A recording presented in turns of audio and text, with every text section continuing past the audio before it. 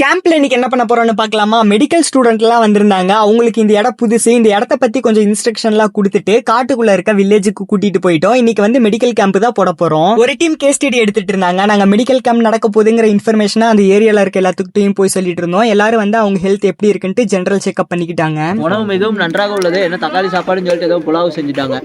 Lunch நாங்களே parcel பண்ணி கொண்டு போயிட்டோம். இந்த கேப்ல ஹச்ஓடி சாரு எங்க கூட சேர்ந்து பாட்டு பாடிட்டு இருந்தாங்க.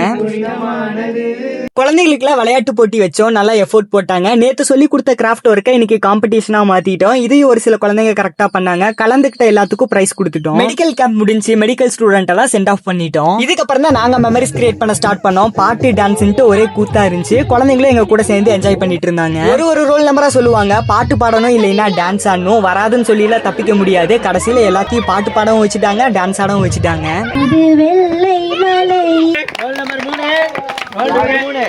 இருட்டுக்கு முன்னாடியே இன்னைக்கு இந்த வில்லேஜ்ல இருந்து கிளம்பிட்டோம். இந்த வீடியோ பிடிச்சிருந்தா லைக் பண்ணிக்கோங்க. அடுத்தடுத்த டேல என்னென்ன நடந்துச்சுன்னு தெரிஞ்சுக்க நம்ம அக்கௌண்ட்டை ஃபாலோ பண்ணிக்கோங்க. ஆப்போசிட்ல இருக்க பில்டிங்கே தெரியல, அந்த அளவுக்கு பனி பெஞ்சிட்டு இருக்கு. இது ஒண்ணுமே தெரிய மாட்டேங்குது, எல்லாம் பிளாங்கா இருக்கு. அடுத்த வீடியோல பார்க்கலாம். டாடா.